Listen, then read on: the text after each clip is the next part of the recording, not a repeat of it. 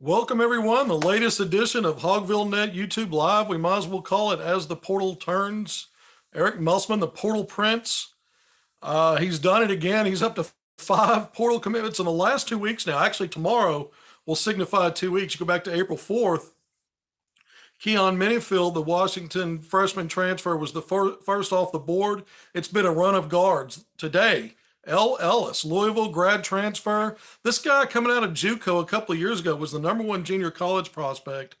And the last 2 years at Louisville, really last year, started every game, one of the top scorers in the Atlantic Coast Conference, but almost 18 points a game, nearly 4.5, 4.4 assists per game.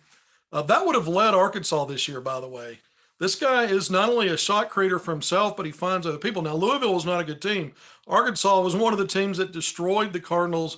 You go all the way back to November in Maui in the opening round, 80-54. And Arkansas did a good job on Ellis in that game, limiting him to poor shooting effort, 11 points. But here's a guy that can score the ball. He's got quickness off his first step.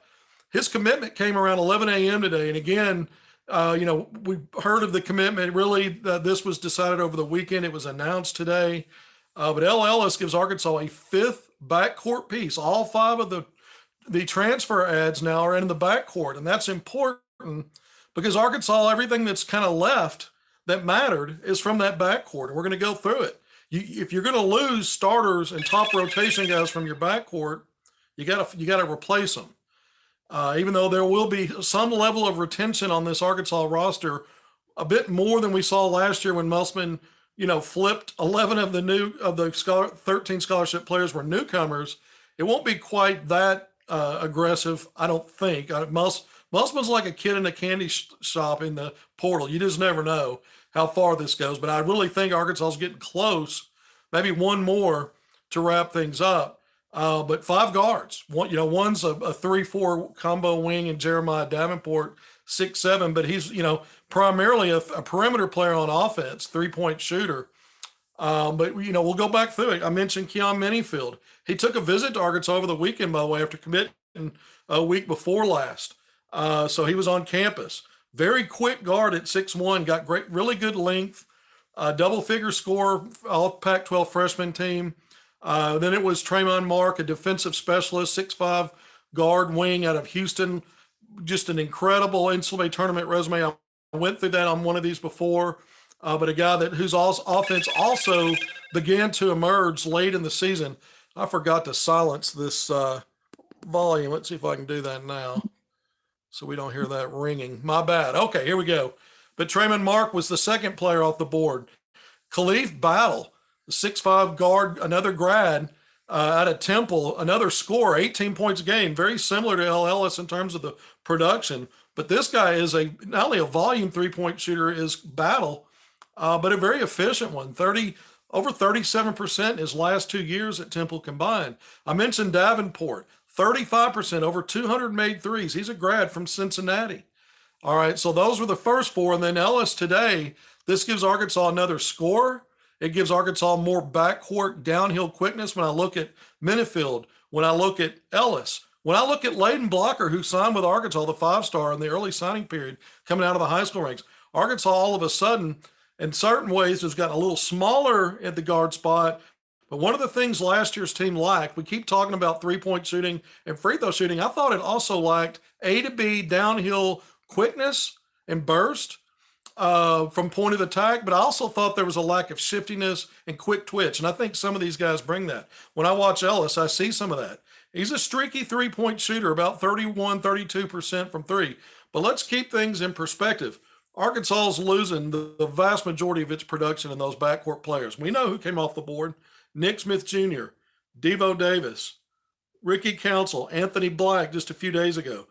Those are your 4 primary scorers. They led your team in scoring and did just about everything else. I mean, massive production loss when you look at that backcourt.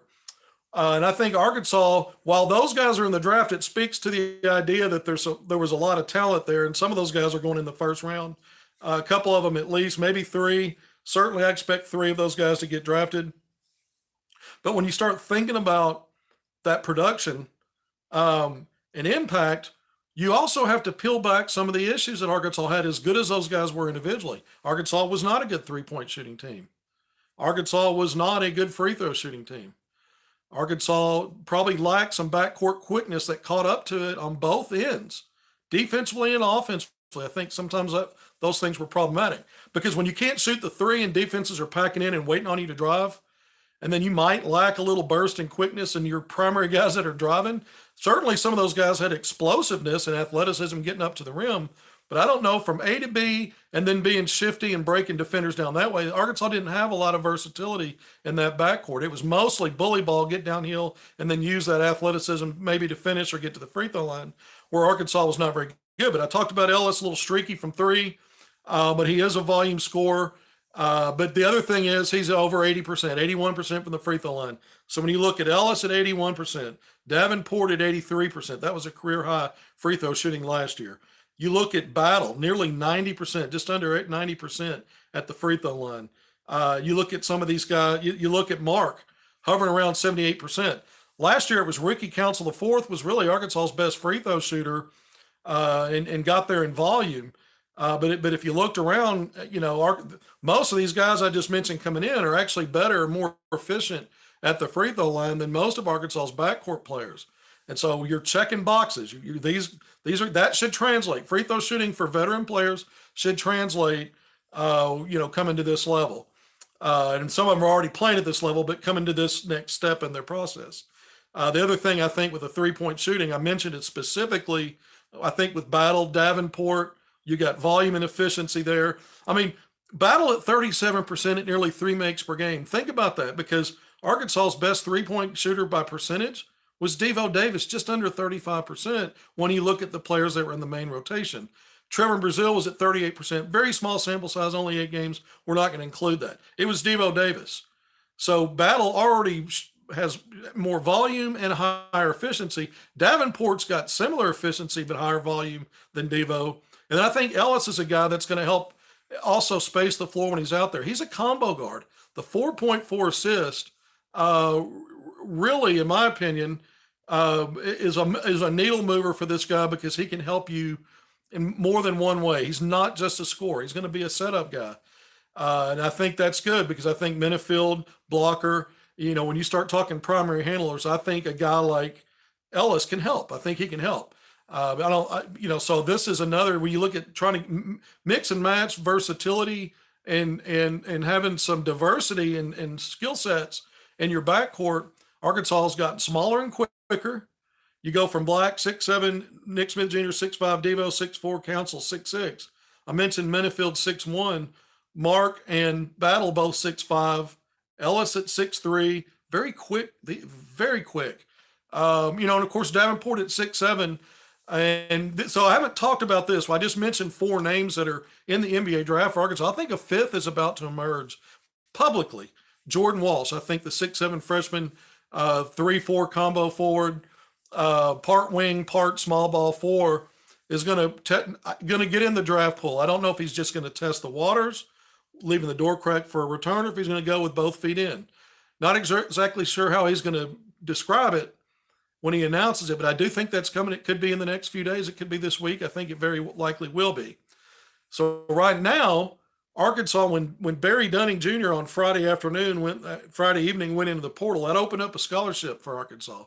The freshman, little used small forward. I think he played fewer minutes and had the least amount of production among all the scholarship players. But he went in the portal, so that opened up a scholarship. Ellis today filled that scholarship. So Arkansas is back to the number at 13. I just went through the 5 names in the portal: Minifield, Mark, Battle, Davenport, and now Ellis. We know Layden Blocker, who I talked about, the 5-star guard coming out of high school from the Little Rock area. That's 6 players that are going to be part of that newcomer. Bay Fall, the 5-star big man, 6'11" forward center from Denver. So that's 7. Well, we've seen 7 names go out. I mentioned the 4 going to the draft, right? Nick Smith Jr., Devo Davis, Ricky Council, and Anthony Black. We know that Kamani Johnson exhausted his college eligibility after the season. That's 5 out. We know that Mikal Mitchell recently went in the transfer portal. That's 6. Barry Dunning, who I just talked about, 7. So 7 for 7 right now. We're at the number. We're at the number. But again, I think Jordan Walsh is going to declare for the draft. Having said that, that opens up another scholarship. Arkansas is not done. I see people on the scroll here asking me about big men. Arkansas has been going after big men in the portal, been recruiting, been going through that process. Here's the thing, and it's this way every year. There are some good bigs in the portal. Arkansas jumped on Trevor Brazile last year. Not a traditional big, but a stretch four who can rebound, defend the rim, and do other things. That was a five-star get. Retaining him and his announcement that he's returning to Arkansas after that knee injury and not even going to test the draft waters was huge. That's a five-star win. That retention is part of recruiting now in the spring. We know that because of all the guys that flood the portal or go pro. So Brazile was a huge win on the front line last year. Arkansas loaded up. The Mitchell twins, Jalen Graham. So Arkansas loaded up. So right now with Brazile back, Jalen Graham having announced that he's returning, and then Mekhi Mitchell, the twin, his brother Mikal, we just said it, went in the portal recently. Mekhi has not done that. And if Arkansas, I think the options in the portal for bigs are limited relative to what Arkansas would like to do. Not just who's available, but not only is it quality, but what pieces really help. If Arkansas retains Mekhi along with Graham and Brazile, and with Bay Fall coming in the five-star, that's four bigs. And I think what you could see is I just mentioned Davenport, I think is going to be an answer at 6'7" in that small ball four. I mentioned how prolific he is as a guy that's volume shooting from three, but he rebounds a little bit. Over 4 rebounds per game, but only 26 minutes per game. So his per minute numbers are pretty decent. So you could see him in smaller lineups as the four. And I think Arkansas might approach and might go after a similar kind of player in terms of size and in that, I'm not comparing Davenport to Walsh if Walsh goes. Walsh was special with his length at 7'4", his athleticism, his ability to be a disruptor on defense. Yeah, he had fouling issues, got better and better as the season went on and was a force and a big reason Arkansas advanced to the Sweet 16. I'm not saying Davenport's I'm not saying he's replacing that's what you're getting in return. I'm saying in a small ball lineup, he can play that 3-4. It'll be a different dynamic, but similar in that sense. And I'm not so sure that Arkansas won't, identify and potentially add another one of those type of players with what I think will be at least one more player to go. I think maybe only one more. I've been saying it for a while. Out of the portal, the low end was 4, the sweet spot was 5, and 6 was probably the high end. And I think, now we're verging 5 to 6 as being the sweet spot. We'll see. I think Arkansas is not going to just get a body to get a body. But when Jordan Walsh, if he does announce, and I believe he will for the draft, Arkansas's got to recruit as though he's gone. And he may even say he's going in and not coming back. But if he leaves the door cracked, they still have to recruit and sign as though he's gone. And so I do think they're going to add one more because I do think Jordan Walsh can do that. Now, if Jordan Walsh does a 360 and decide he's going to stay at Arkansas, then I think the Razorbacks might be done. Again, things change. Names are still going in the portal. And we've also seen players flip who have committed. In fact, Arkansas, 2 of their committed players, Mark and Ellis, both have entered the NBA draft.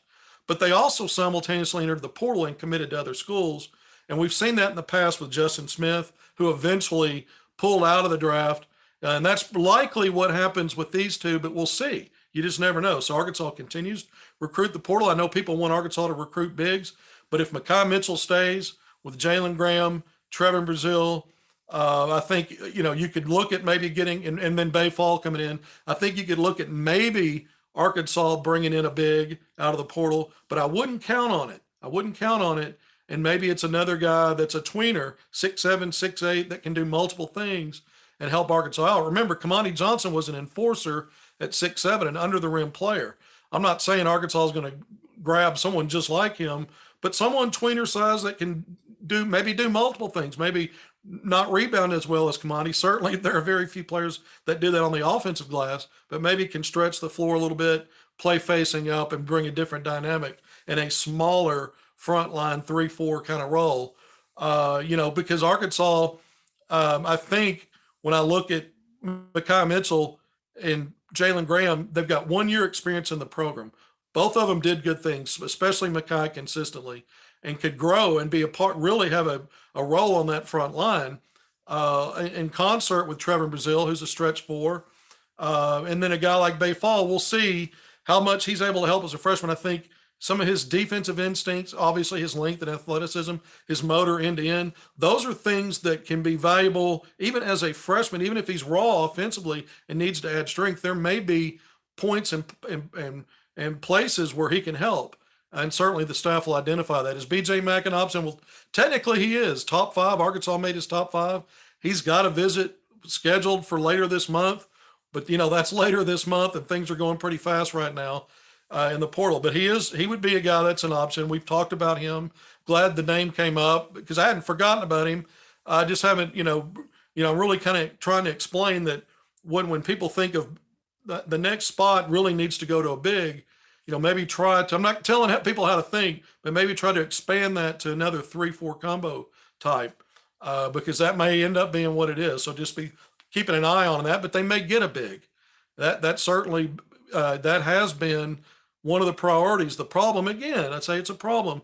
There's a limited number of bigs that are on the level of what Arkansas is looking for in the portal. And the ones they've identified, there's a lot of competition for that. And some of those things may take a little longer than maybe even they want. So Arkansas, when it has an opportunity to get a player that's high on the board and the Razorback staff knows that it's a good fit, they may not wait on somebody else. And we've already seen some of that so far in these commitments. And so, that'll the same will apply to how they fit that next spot, which again, I think we're going to see someone at least as a 3-4 combo, maybe a big. It's going to be one or the other. But I wouldn't be fixated just on big. If it plays out that way, you can say I was wrong. But I know what, I know what has happened in the past too in the portal for Arkansas. Last year was a bit of an anomaly. Typically it's backcourt wing, those versatile guys. Arkansas did get hit fast within a week, those 4 bigs last year. We had Kamani that year. Yeah, Kamani was part of the program. 2.5 years? The first year he sat out, Arkansas went to that first Elite Eight. He was part of the Elite Eight team the next year, and then this past season, of course, really helped Arkansas in the postseason. Their best regular season win, or arguably the best, in Maui against San Diego State, who ended up playing in the title game, in March. If not for his putback to get that game in overtime and some of the blue collar stuff he did in that game to turn the tide and get Arkansas some momentum, they don't win. So Kamani was huge for Arkansas. Is Davenport the best shooter of the newcomers? No, I think it's Battle. I think when you look at percentages the last 2 years, it's Battle. Plus, it's nearly 3 a game, so the volume's there. But Davenport's a shooter. I mean, he's a 3-point shooter. Arkansas has addressed that. Look, Arkansas, poor 3-point shooting team, they're addressing that in this portal, right? I just went through it. Free throw shooting. Most of these guys are 80+%. The lone exception, or two really, is Mark, just under 80%, 78, 79. And then Minifield, right, just a smidge under 70. But everybody else is 80+. So I think that's important. And the other thing is, I think Arkansas has upgraded quickness. I really do. I thought Arkansas had problems. Arkansas plays that go over screens, drop, big man drop. And so the offensive player already has an advantage to get downhill. It wasn't like guys were just blowing by guys because it's partly scheme. But you've got to recover. You've got to have some quickness and ability to shift, be shifty, and change direction when someone else does. And I thought Arkansas struggled a little bit with very athletic guards and big guards. I'm not knocking the quality of the guards, but sometimes there was a quickness lacking in that. And so recovery on defense. When Arkansas would attack the basket on offense, the very limited. You didn't have guys. Arkansas did not have 3-point shooters, so you wasn't drive and kick out. It was drive and either get to the free throw line, finish at the rim. Hopes there were some obviously up 2-man game pick and roll passes on the Mitchells rolling, things like that. But Arkansas defenses could really tee up on Arkansas because they could just pack it in and wait on a drive. And sometimes a lack of quickness made it a little easier for the defense to recover and read situations. And so now you'll have 3-point shooters, guys. Even in transition, I thought it was going to be Arkansas's best transition team under Musselman because of the athleticism and just the ability to stretch use that length in transition and play above the rim. And Arkansas struggle a lot in transition because they didn't have great ball handlers overall. And then they didn't have guys that could run to the wings and set up for three. They didn't have 3-point shooters to kind of space. Even in transition, sometimes you need spacing. These are things I think that automatically change. Some of these guys, Davenport, Battle, they can shoot from distance in transition. Again, don't sleep on Ellis as a 3-point shooter. He's streaky, but a guy that can get some there too. So, and he's really a 3-level scorer because he's so quick. He can get that leverage and get to the rim. Do I think Mikhail into the portal? Right now, I don't. Depends on what Arkansas possibly finishes up in this portal, which could impact that. But at this point in time, I don't. So that's where we're at right now with it. Arkansas, by the way, Jack Clark, a 6'8" wing, kind of that tweener size 6'8", who's North Carolina State grad. He announced today his Final Four list: Arkansas, Xavier, Villanova, and there was another team. I've already gone blank on that. But Arkansas is one of the 4 finalists for him. Now, this is kind of a name out of the blue. He's going to announce on Tuesday, I think, at around 11 a.m., just same time as Ellis did today. And he's got Arkansas in his Final Four. But he's going to, he's a guy that Arkansas assistant coach Keith Smart a while back went out and visited him. Arkansas got on the road for and then there was on-campus visits, but also off-campus. So Smart did go see him. I'll be surprised if it's Arkansas, but I guess it's possible. I just don't think that's where that's headed. By the way, Hunter Dickinson will replace Walsh. Well, we'll see about that. We'll see. Arkansas's been working that one. And that could obviously impact, if it did happen, a guy like what Makai decides to do. I think Walsh will. He hasn't made a public, but I think he's going to. I've been saying that. There's no surprise as far as what I've been saying. I've been consistent that I think he will. But this Jack Clark, 9 points, almost 7 rebounds a game, 6'8", small forward wing type, could play that small ball 3-4, which I've been talking about. I don't think it's going to be Arkansas. Just based on what I've been told, but you just never know. You just never know how things shake out. But I don't think that's the destination. But we'll see. North Carolina State last year, he's had injury issues in the past, but LaSalle was where he started his career. Played 3 years there last season at NC State. Now looking to move on. NC State made the NCAA tournament. Had a cup of coffee and was bounced, but they made it. And so that's a guy that brings another grad. Would bring another grad transfer, have that experience, has NCAA tournament experience. So we'll see. But that's coming tomorrow. Dink Pate, class of 2024. We know Arkansas 5-star, 6'8" guard out of the Dallas area. We know Arkansas has really mined Dallas. When you start talking about Anthony Black and Jordan Walsh, really recruiting that area heavily. He's going to make a commitment announcement tomorrow. I'll be shocked if it's not a decision to go pro. And that's, if you look at the G League Ignite and what's been coming out of the G League Ignite into the NBA draft, it's going to happen again. Scoot Henderson, there's been so many guys recently that have had success going there, going there for a year and then getting in the draft. So I think that's what's going to happen with Dink Pate. We'll see, but Arkansas prioritized him there for a while. And so we'll see what Dink Pate does. But those are, we're really kind of caught up now on what's going on with recruiting for Arkansas. It's all backcourt players right now because everybody that's gone is backcourt. And it's not only that they left, but they left with all that production and impact. Those were your main scorers, your top minute getters, and everything else. You put it all together, and that's just basically, the lion's share of your production across the board. And so, except on the glass, but even then, I mean, it's a lot. They represented just under half of the rebounding. And so, nearly 70% of the scoring, over 70% of the steals or assists, and, nearly 70% of the steal. I mean, I've got it all calculated. It's a lot. I didn't have it memorized when I came on today.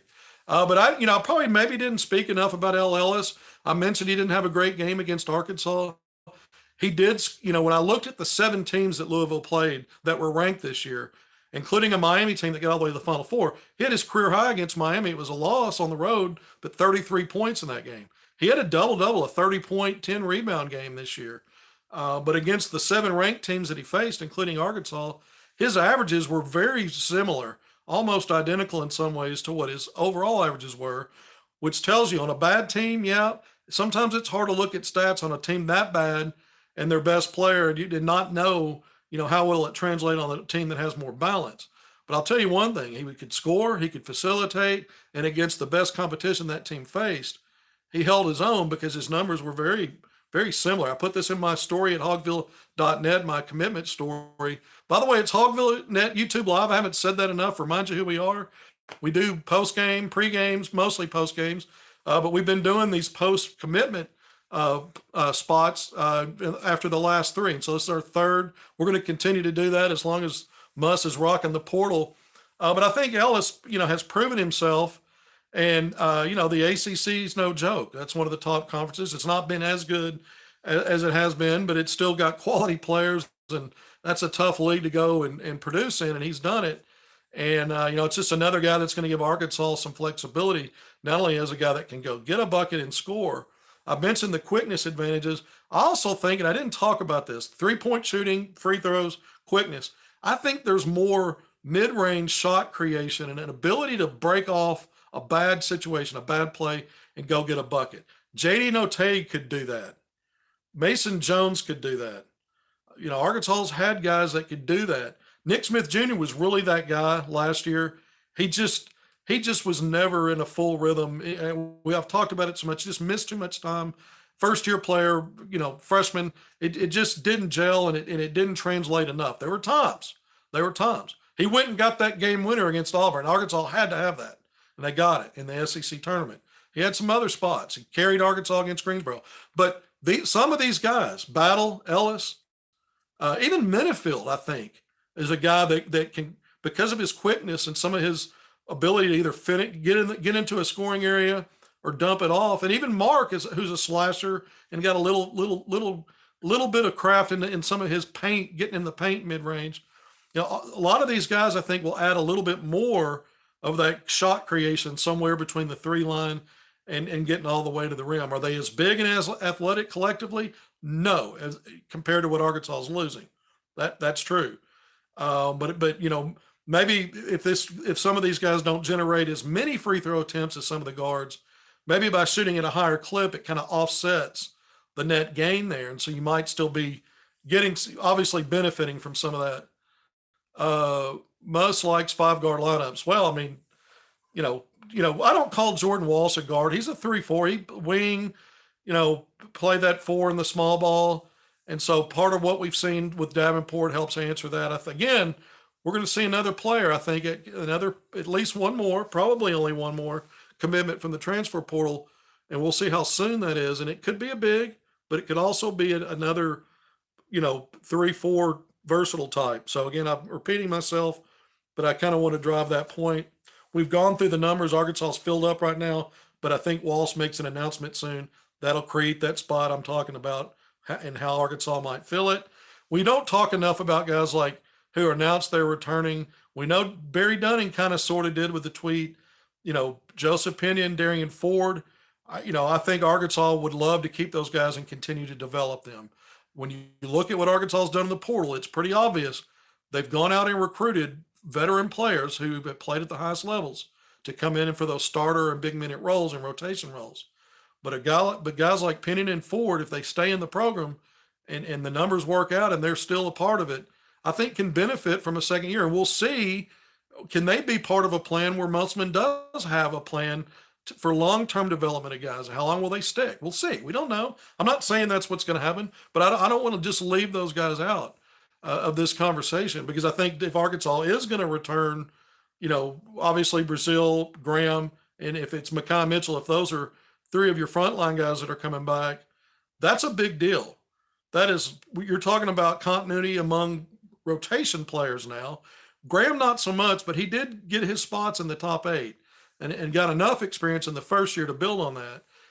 So if it's Mekhi and Brazile along with Graham, you've got roster continuity among projected top rotation guys on your front line, and you've got a 5-star coming in Bay Fall, even though he's going to be a development type piece. in certain ways, but he may also be able to get on the floor, especially if Arkansas doesn't go with 5, 6'9" or taller guys this year like they did last year, and it's only 4. And so a guy like him might see some minutes just based on the low numbers on that front line with size there. But anyway, we're at 30 minutes now. We're going to sign off. I enjoyed doing these. Hopefully, I addressed everything. Ellis, Louisville grad transfer, committed to Arkansas on Monday, and we'll be back on. Who knows when it'll be, but I think Arkansas is going to grab a 6th player out of the portal, maybe sooner rather than later. See you then.